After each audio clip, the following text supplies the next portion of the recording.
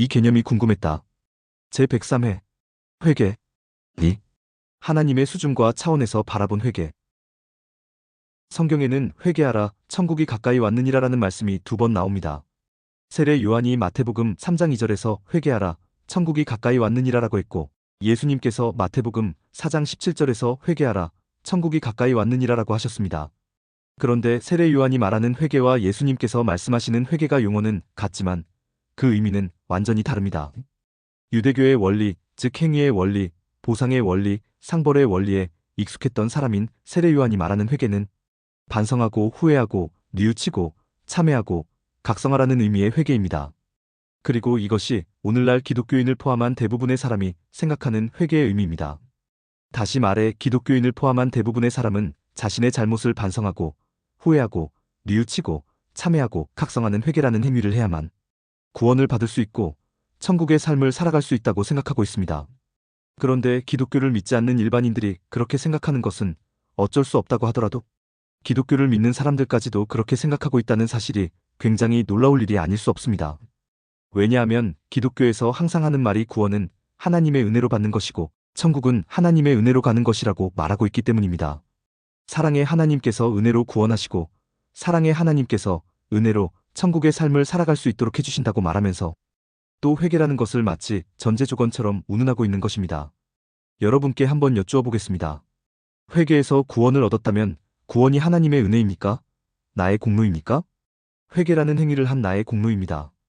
회개에서 천국을 살아갈 수 있는 것이라면 그것이 하나님의 은혜입니까? 나의 공로입니까? 역시 회개라는 행위를 한 나의 공로입니다.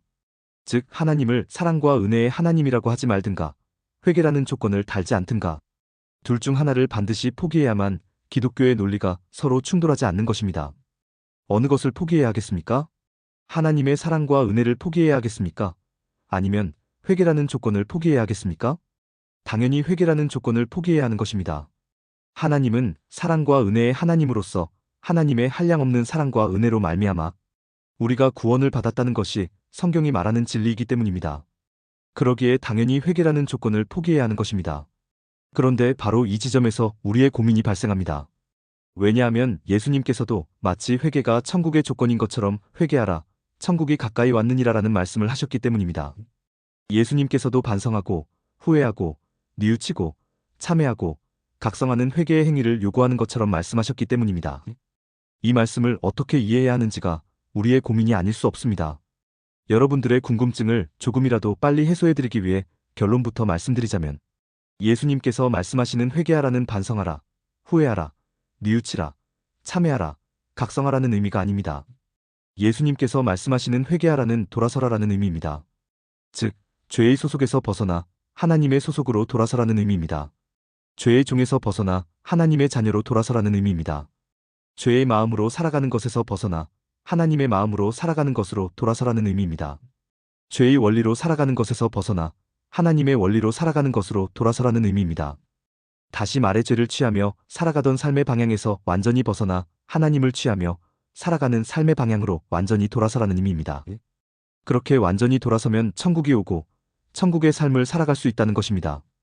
그런데 이렇게 말씀을 드리면 이 일을 제기하실 분이 분명히 계실 것입니다.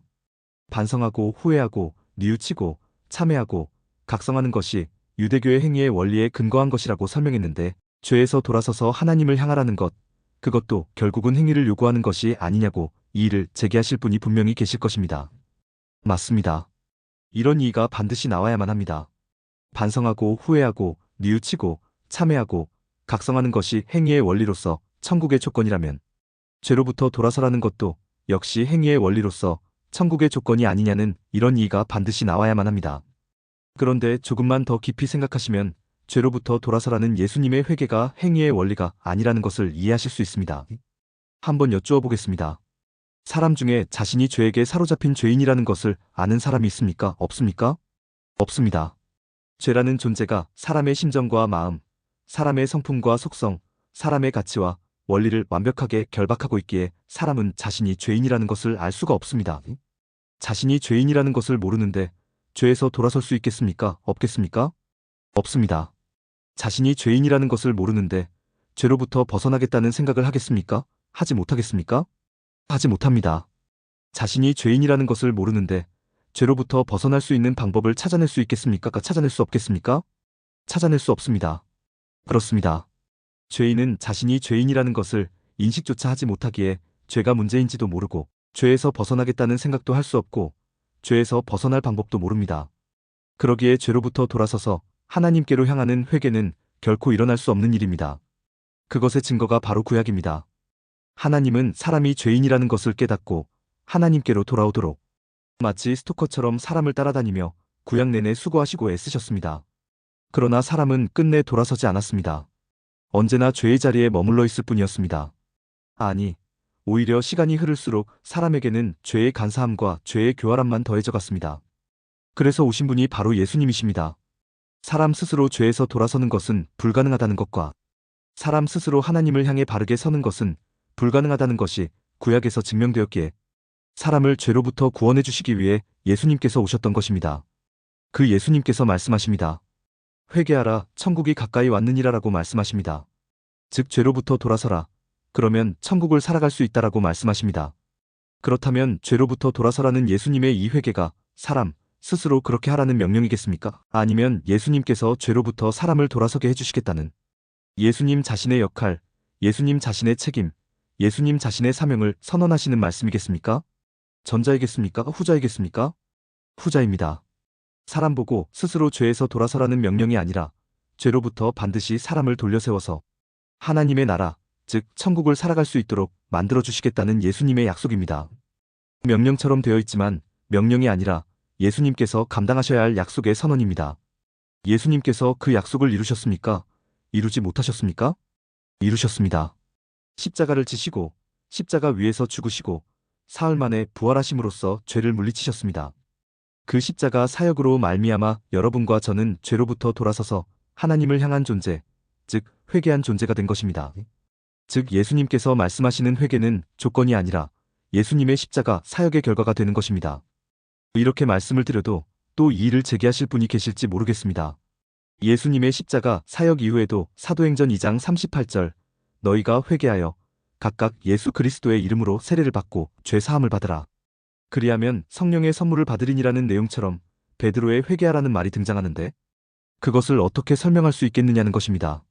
물론 여기서도 회개하라는 말이 반성하고 후회하고 뉘우치고 참회하고 각성하라는 의미의 회개가 아닙니다. 여기서도 회개는 돌아서라는 의미입니다.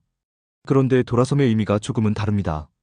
성령을 받은 베드로는 이스라엘 백성들 앞에서 이스라엘 백성들이 아무 죄 없는 예수 그리스도를 죽게 했다는 설교를 했습니다. 베드로의 이 설교에 마음이 상한 사람들은 우리가 어찌할 거라고 베드로에게 물었습니다. 유대교의 행위의 원리에 익숙한 사람들은 늘 자신들이 어떻게 해야 하는지, 무엇을 해야 하는지에만 관심을 가지는 것입니다. 그때 베드로의 대답이 사도행전 2장 38절 너희가 회개하여 각각 예수 그리스도의 이름으로 세례를 받고 죄 사함을 받아라. 그리하면 성령의 선물을 받으리니라는 대답입니다. 회개하여라고 베드로가 말하니까 베드로도 참회하라, 뉘우쳐라, 반성하라, 각성하라는 사람의 행위를 강조하고 있다고 생각하기가 쉽습니다. 그런데 여기서 회개하여는 우리가 어찌할 거라는 유대교적 사고방식에서 제발 돌아서라는 이야기입니다. 이제는 제발 행위의 원리가 지배하는 유대교의 사고방식에서 돌아서서 아무 조건 없이 세례를 주고 죄 사함을 주고 성령의 선물을 주는 하나님의 사고방식을 바르게 알라는 것입니다. 회개하여가 돌아서라는 의미이지만 그 돌아섬의 의미가 조금은 다르다는 것을 이해하셔야 하는 것입니다. 정리하겠습니다. 세례 요한은 사람들에게 자신이 저지른 잘못을 반성하고 뉘우치고 참회하고 각성하라는 의미의 회개를 요구했지만 그런 회개는 한계가 있을 수밖에 없습니다. 일시적으로 효과가 있을지는 모르나 그때 잠시뿐입니다.